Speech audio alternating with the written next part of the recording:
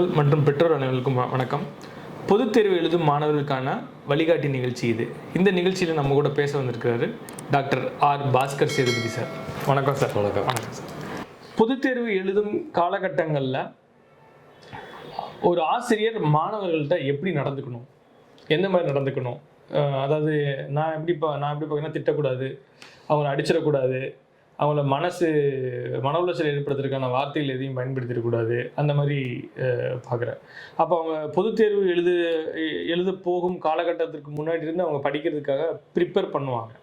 அந்த காலகட்டம் ஸ்டார்ட் பண்ணும்போதுலேருந்து ஒரு ஆசிரியர் மாணவர்கள் எவ்வாறு நடத்த வேண்டும்? ஆசிரியர்களை பொறுத்த மட்டுக்கும் இன்றைய காலகட்டத்தில் அவங்களும் அதிகமாக பயப்படுறாங்க, கவலையாயிடுறாங்க. பொதுத் தேர்வு வந்து பொதுத் தேர்வுகளுக்கு பயிற்சி கொடுக்கக்கூடிய ஆசிரியர்களே முன்பு ஒரு காலம் மாதிரி அவங்க வந்து கடுமையாக நடந்துக்கிறது இல்லை. பெரும்பாலான ஆசிரியர்கள் அவங்களால கடுமையாக நடந்துக்கணும்னு நினைச்சா கூட இப்போ அதுக்கான வழிகாட்டுதல் இல்லை. அதனால் அவங்க வந்து மாணவர்களை கடுமையாக, அதாவது உடல் ரீதியாக துன்புறுத்துறதோ மன ரீதியாக துன்புறுத்துறதோ அதிகமாக இருக்காது. ஆனால் அவங்களுக்கு என்ன ஒரு கடமையும் இருக்குது அப்படின்னா, அவங்க வந்து இந்த மாணவர்களை தேர்ச்சி பெற வேண்டும், தேர்ச்சி பெற வைக்க வேண்டும், அல்லது அதிக மதிப்பெண் பெற வைக்க வேண்டும் அப்படிங்கிற கட்டாயம் அவங்களுக்கு இருக்குது. அவங்க பின்னாடி ஒரு ஃபோர்ஸ் இருக்குது. அவங்க பதில் சொல்ல வேண்டிய கட்டாயத்தில் இருக்காங்க. பெற்றோர்கள் மட்டும் இல்லை, பள்ளி நிர்வாகத்திலேயோ அல்லது வந்து அரசு நிர்வாகத்திலேயோ இருந்தாலும் சரி, தனியார் நிர்வாகமாக இருந்தாலும் சரி, அவங்க பதில் சொல்ல வேண்டிய கட்டாயத்தில் இருக்காங்க. அதனால அவங்களுக்கு ஒரு நெருக்கடி இருக்கிறதுனால அவங்க பயப்படுறாங்க. இப்போ பொதுத் தேர்வு வந்தாலே இப்போ நிறைய ஆசிரியர்கள் வந்து இந்த மாணவர்கள் வச்சுட்டு நம்ம என்ன செய்யறது அப்படின்னு ஏன் பயப்படுறாங்க? அவங்களோட அணுகுமுறையில் என்ன பிரச்சனைனா, இந்த மாணவர்களுடைய கூடிய நிறைய மாணவர்கள், இப்போ ஒரு வகுப்புனா அவங்க ஒரு 40 மாணவர்கள் 30 மாணவர்கள் இருக்காங்கன்னா 30 பேரையும் அந்த நிலைமை கொண்டு வரணும். தேர்ச்சி பெற வைக்கணும், அதிக மதிப்பெண் பெற வைக்கணும். அப்போ அவங்களுக்கு அந்த நெருக்கடி இருக்கு. இந்த நெருக்கடி அப்படிங்கிறதா அந்த ப்ரெஷர், அந்த நெருக்கடினால தான் அவங்க வந்து கொஞ்சம் கவலையும் பயமாயிடுறாங்க. அதனால அவங்க வந்து எங்கேயாவது 1-2 ஆசிரியர்கள் வந்து கடுமையாக நடந்துக்கிறதுக்கோ பேசிக்கிறதுக்கோ வாய்ப்பு இருக்கு. அதை தவிர்த்துட்டு அவங்க அது ஒரு சரியான அணுகுமுறை அப்படின்னா, அவங்க வந்து பொது தேர்வுக்கு தன்னிடம் எந்த மாணவர்களுக்கு பயிற்சி கொடுக்குறாங்களோ அந்த மாணவர்களை தன்னுடைய முயற்சிக்கெல்லாம் மாணவர்களை ஒத்துழைப்பு கொடுக்க வைக்கணும். அதுக்கு அவங்க அனுபவமிக்க ஆசிரியர்களுடைய அல்லது இதுல எக்ஸ்பர்ட்டா நிபுணத்துவம் வாய்ந்த தலைமை ஆசிரியர்களுடைய அல்லது வந்து கல்வி அதிகாரிகளுடைய அவங்களுடைய ஆலோசனைகளை அவங்க பொறுமையா கேட்டாங்கன்னா அவங்களுக்கு ஒரு நிறைய குழு கிடைக்கும். ஏன்னா ஒவ்வொரு பள்ளியிலையும் ஒவ்வொரு வகுப்புலையுமே ஒரு சூழல் இருக்கும். ஒவ்வொரு மாணவனே ஒரு தினிசா ஒரு யூனிக்கா இருக்காங்க. அப்ப ஒரு ஆசிரியர் வந்து அவருக்கு வந்து அவருடைய எதிர்பார்ப்பு என்னன்னா, எல்லாரும் இவர் சொல்றதெல்லாம் கேட்கணும், இவர் கொடுக்குற பயிற்சி எல்லாம் செய்யணும் அப்படின்னு எதிர்பார்ப்பாங்க. தப்பு ஒண்ணு இல்லை, அப்படிதான் இருக்கணும். ஆனா அது நடக்காது. அப்ப அவங்க வந்து ரொம்ப எரிச்சலோ கவலையோ கோபமோ ஆயிடுது. அப்ப மாணவர்களுக்கு மட்டும் இல்ல, பெற்றோர்களுக்கு மட்டும் இல்ல, ஆசிரியர்களும் பல சமயங்கள்ல எதிர்மறையான உணர்ச்சிகளுக்கு ஆளாயிடுறாங்க. உடல்நிலை கூட அவங்களுக்கும் பாதிக்கிற சூழல் இருக்கு.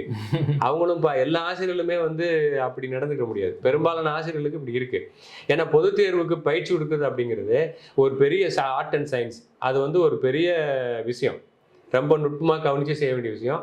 அனுபவமிக்க ஆசிரியர்கள் வந்து அதில் இருக்கிறாங்க. அவங்களுடைய ஆலோசனைகளை கேட்கும் பொழுது அவங்க வந்து அதில் அந்த நிபுணத்துவத்தை சொல்லிக் கொடுப்பாங்க. அதை கற்றுக்கிட்டா இந்த புதுசாக வந்த ஆசிரியர்கள், புதுசாக பயிற்சி கொடுக்கக்கூடிய ஆசிரியர்கள் கூட அந்த நுட்பங்களை கற்றுக்கலாம். அப்போ இந்த இன்றைய சூழல் இருக்கக்கூடிய மாணவர்களை அணுகிறது அப்படிங்கிறது பெரிய பெரிய சவாலான விஷயம். ஏன்னா ஒவ்வொருத்தரும் ஒரு மாதிரியா இருக்காங்க. பாய்ஸ் ஒரு மாதிரியா இருக்காங்க, கேர்ள்ஸ் ஒரு மாதிரியா இருக்காங்க. ஒவ்வொரு ஊர்லயும் ஒவ்வொரு பள்ளிக்கூடத்துலையுமே ஒரு வகையா நடந்துக்கிறாங்கிறது நான் சொல்றது அவங்களுடைய பிஹேவியர். அந்த பிஹேவியருக்கு அப்புறம் அவங்களுடைய அதாவது நடத்தைன்னு சொல்றேன். பிஹேவியர்னா ஸ்கூல் பிஹேவியர், கற்றல் கற்பித்தல்ல ஆசிரியர்கள்ட்ட அவங்க நடந்துக்கிற விதம், அவங்க எடுத்துக்கிற விதம், அதுக்கப்புறம் அவங்களோட நடவடிக்கை. உதாரணத்துக்கு தேர்வு வைக்கிறது, சிறு சிறு தேர்வு வச்சு அவங்க எப்படி எழுதுறாங்க, அந்த தேர்வுக்கு எப்படி தயாராகிட்டு வராங்க, நாளைக்கு இதை படிச்சுட்டு வானா எப்படி படிச்சுட்டு வராங்க, இப்படி பல அம்சங்கள் இருக்கு.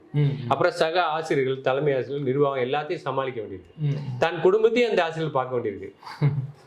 சமயத்தில் ஆசிரியருடைய குழந்தைகளும் போர்டு எக்ஸாம் எழுதுவாங்க. நீங்க சொல்றதை பார்த்தா பொதுத் தேர்வுல வந்து மாணவர்கள் பயத்தை விட ஆசிரியர்கள் பயம் தான் அதிகமா இருக்கு. பயம்ங்கிறத விட அவங்களுக்கு நெருக்கடி இருக்கு. அதனால சில ஆசிரியர்கள் பயப்படுறாங்க. ஆனா எக்ஸ்பர்ட் ஆசிரியர்கள் பயப்பட மாட்டாங்க.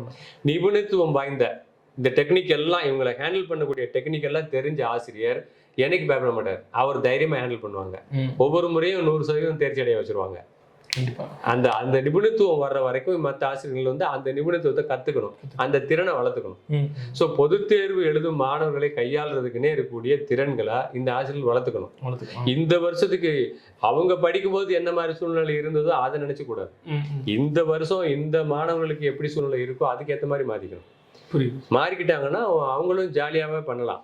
நிபுணத்துவம் வந்துருச்சுன்னா அவங்க தன்னைத்தானே ஒரு நெருக்கடிக்கு ஆளாக்கிறாம முதல்ல இருந்தே திட்டமிட்டு கொஞ்சம் கொஞ்சமா நகர்த்தி முழு மாணவர்களை வந்து தனக்கு ஏற்ற மாதிரியான ஒரு அவங்க தயாரிப்பு நிலைக்கு மாத்திட்டாங்கன்னா, அவங்க பயிற்சி நிலைக்கு மாத்திட்டாங்கன்னா, அவங்களும் அதை ஒரு பாசிட்டிவா கன்ஸ்ட்ரக்டிவா எடுத்துட்டு போறாங்க அப்படின்னா நிச்சயமா அவங்க பணியும் மகிழ்ச்சியா தான் இருக்கும். அது ஒரு நாள்ல வராது. அவங்க நிறைய அந்த நுட்பங்களை கத்துக்கணும். கத்துக்கிட்டு அப்புறம் மாணவர்களை பயன்படுத்தணும். ரொம்ப முக்கியமான ஒண்ணு, உண்மையிலேயே அக்கறையா இருக்காங்களாங்கிறது தான் அடிப்படையான கேள்வி.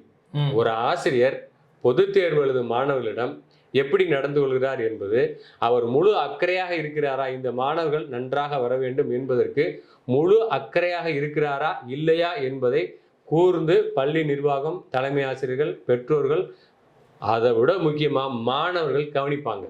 பயிற்சி பெறக்கூடிய மாணவர்கள், நீங்க உண்மையிலேயே தன் மீது, அதாவது ஒரு மாணவன் மீது இந்த ஆசிரியர் முழு அக்கறையாக இருக்கிறார், முழு பொறுப்புடன் நடந்து கொள்கிறார் என்று நம்பினால் உங்களுக்கு ஒத்துழைப்பு சிறப்பாக இருக்கும்.